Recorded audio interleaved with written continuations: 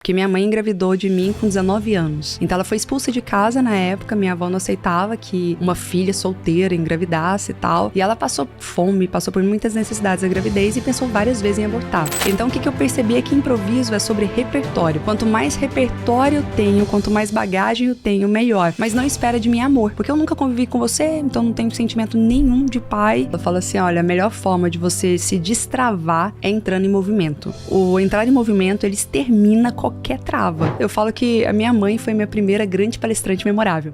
Agora é legal que nessa trajetória do estudo, você não foi só pelos caminhos tradicionais, como por exemplo abrir um livro. É muito curioso pra mim você ter se permitido viver uma experiência de teatro pra poder expandir e lidar com os desafios, que é algo até que a Carol tá buscando agora. E foi inspirada nela. Vou te dizer, eu te falei no almoço, porque eu vi o podcast, ela falou, eu fiz até aula de stand-up, falei... E já tá se movimentando em prol disso. Vou fazer aula de teatro, executando. porque, né? Boa, inspirada aqui, ó. Boa, vai soltando, vai ganhando mais musculatura. E é treino, é prática mesmo. Inclusive, nessa parte da comunicação, como é que participar dessas aulas de teatro te auxiliaram a você chegar no patamar de comunicação que você tá hoje? Sim, eu me lembro de um jogo de teatro, assim, claro que eu também não fiquei tanto tempo, né, no teatro, mas eu me lembro de um treino que a gente fez, que eu precisava imitar uma senhorinha engraçada, tal, e aí eu passei por tantas situações, assim, de ter que entrar em personagens totalmente fora da zona de conforto, que isso, eu falei, cara, o pessoal que tava me assistindo, tudo dava gargalhada, começava a rir e tal, eu falei, se eu tô passando por essa exposição toda, por esse constrangimento todo aqui, que ser eu mesmo vai ser leve. Sim. Se eu mesmo vai ser fácil, entendeu? Então chega um momento que palestrar é tranquilo. Você entra fazendo tanta graça. Às vezes você é uma pessoa mais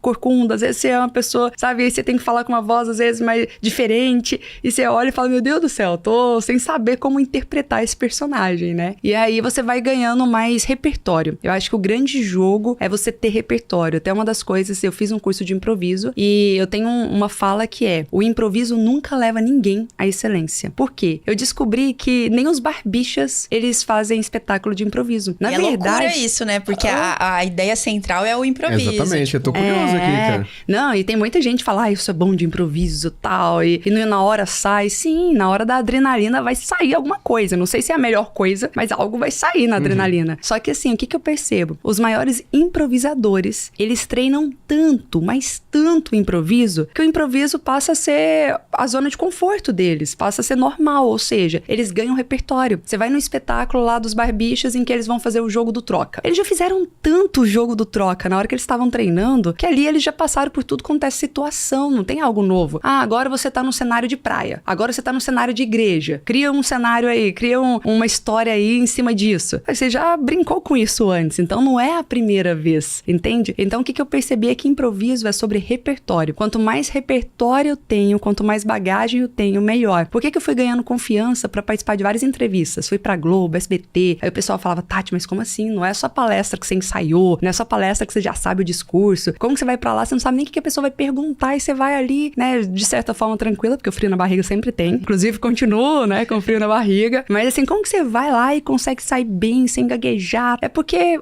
lá geralmente eles perguntam sobre a nossa história, então a minha história eu entendo, eu confio. Eles vão perguntar sobre o tema que eu domino, então comunicação ou produtividade são áreas que eu estudo muito, que eu dou muita palestra, então eu tenho repertório pra falar. Às vezes você vai mudar a ordem das coisas, mas aquilo eu tenho repertório suficiente. Agora, se me perguntar alguma coisa de política, alguma coisa que eu não li, eu não sei falar com toda confiança, assim, que não faz parte da minha base, eu vou começar a atropelar aqui, a falar nada com nada. E isso acontece com todo mundo. Então, você for ver, essa pessoa é boa pra falar de improviso. Convive com ela. A mesma coisa que ela falou numa entrevista é o que ela fala no dia a dia dela. Então, não é improviso, sabe? E aí as pessoas falam, eu não entendo porque eu não sei improvisar. Ninguém sabe improvisar do zero. Todo mundo sabe improvisar quando tem uma preparação antes. É legal você trazer esse ensinamento. Isso aqui é um grande ensinamento. Se você estiver atento, você vai pegar. Porque muito da dificuldade de quem entra no digital, por exemplo, é saber o que fazer, quando fazer, sem nem ter tentado ou testado alguma coisa. E o teste e a tentativa, no final das contas, é a criação de repertório. Isso. Você tá criando ali lastro pra poder depois analisar os dados e melhorar e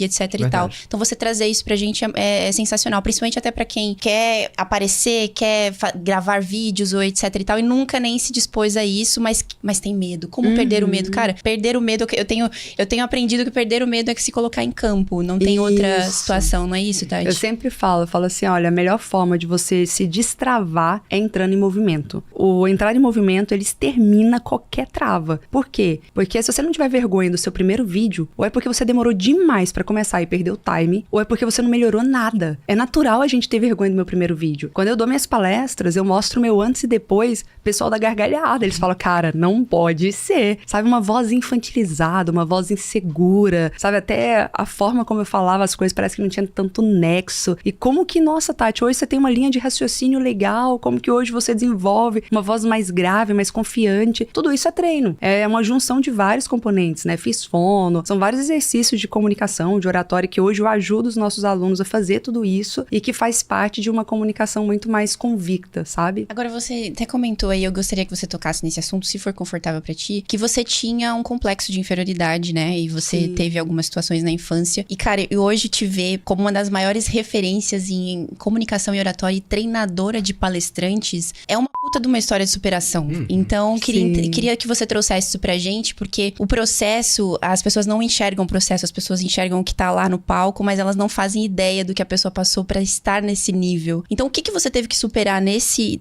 campo, né, nessa área da sua vida, que fez você ser uma mulher forte e conseguir continuar apesar das dificuldades? E as dores nos fortalecem, né, também.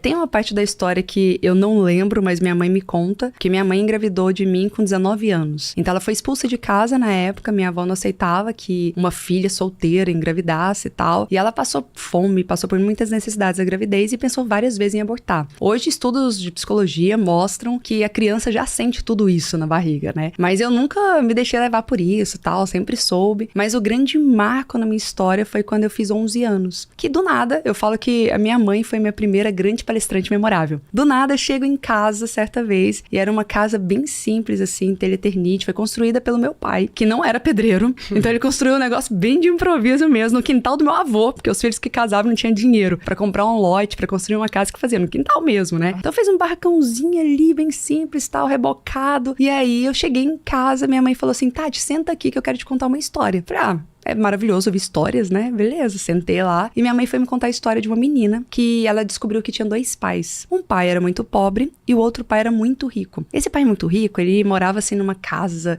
de 3 andares, que parecia um castelo, tal. E aí a filha conheceu o pai rico e passava as férias na casa dele, tinha muito carinho, muito amor dos 2 pais e viveram felizes para sempre. História de filme, assim. Eu ouvi aquela história e falei, nossa, eu nunca vi essa história na Disney, mãe. De onde que é essa história? E ela virou pra mim e falou, essa é a sua história. Até arrepiei. Ela falou desse jeito? Desse jeito. Como assim? Eu falei, muito palestrante memorável, muito. Né? Porque aí eu peguei na hora, eu olhei assim, eu falei, cadê o pai rico, então?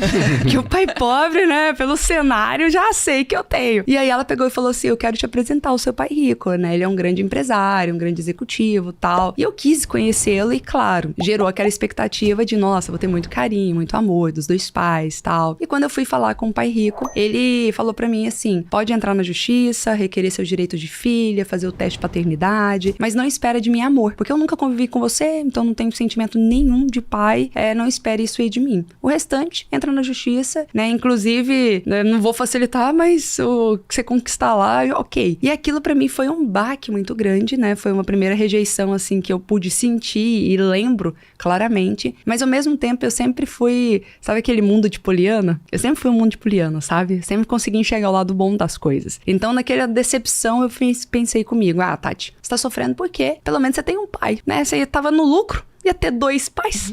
Pelo menos você tá com um. Vamos agora valorizar esse um que você tem, porque ele é pobre, mas te dá carinho, te dá amor e tal. E ao mesmo tempo também veio aquele sentimento, porque eu sempre fui uma pessoa muito... Isso até hoje. Se alguém, às vezes, não me dá muita atenção, eu falo assim, um dia você vem aqui pra conversar comigo, um dia você vai me valorizar. E esse sentimento acho que veio ali, que eu falei, um dia esse pai biológico vai ter orgulho de mim. Um dia ele vai ouvir falar do meu nome. E isso me deu até mais força, sabe? Pra lutar, pra construir as coisas e tal. Passaram alguns meses desses acontecimentos, o meu pai de criação, que ele era um policial militar, ele foi assassinado com 6 tiros. E daí, naquele momento, eu falei, cara, agora eu fiquei sem nenhum pai mesmo, né? Pra quem tava com 2, agora não tem nenhum. Só que foi um momento, assim, muito trágico, não só pela forma como ele foi assassinado, mas a gente recebeu algumas ameaças em casa, porque foi por queima de arquivo, policial militar. Então, assim, foi um momento de muito medo, de muito pavor lá em casa. Minha mãe tava desempregada nessa época, então ela também... A gente passou por situações, assim, de ter que escolher entre andar de ônibus e comer, porque a gente não tinha dinheiro pros 2, sabe? E foi uma fase muito difícil, só que foi uma fase que eu peguei, falei assim, eu vou lutar com unhas e dentes pra cuidar da minha mãe, sabe? Esse era o meu porquê naquele momento. E foi ali que eu comecei, inclusive, a trabalhar em marketing multinível. Foi ali, minha avó, ela vendia Avon de porta em porta. E ela me dava umas amostrinhas usadas da Avon pra eu brincar. Eu comecei a sair vendendo as amostrinhas usadas, algumas vencidas, né? Eu descobri, depois me falaram assim, você sabia que depois que vence ainda vale 1 ano, tal? Eu usava esses argumentos. Enfim, aí eu comecei a empreender ali com meus 11 anos de idade, sabe? Mas foi um momento de muita virada, assim, de muito crescimento. E eu falo que ali me formou bastante, porque eu amadureci, sei lá, 10 anos em 1 ano. E foi muito importante até hoje. Minha mãe fala, nossa, Tati, você foi realmente um pilar importante, porque eu lembro que a gente começou a vender Nippon Flex e a gente saía pra vender os colchões. E eu não sei se vocês conhecem, mas é um colchão caríssimo, sabe? Pra minha realidade, eu não tinha condições de ter um colchão daquele nunca. Como que eu ia vender um negócio que, né, pra mim já era caro aquele negócio. E eu lembro que a minha confiança, tipo, a minha vontade de vencer era tão maior do que o meu medo, que eu e minha mãe pra vender o colchão. A gente visitava a casa de pessoas que tinham dinheiro pra isso. E aí minha mãe ficava caladinha assim do lado e eu fazia demonstração. Imagina eu com uns 12, 13 anos fazendo demonstração do colchão. Aí eu lembro que tinha umas demonstrações assim que você colocava água com limão, colocava feijão pra mostrar separando a gordura, assim, que era magnético e tal. E eu fazia demonstração e explicava. E eles davam um portfólio assim, eu ia folheando esse portfólio. Até eu tenho curiosidade pra me ver com 12 anos fazendo essas vendas e minha mãe caladinha do meu lado, assim, ela só entrava na hora do fechamento, que aí os cálculos já eram muita coisa pra mim, né?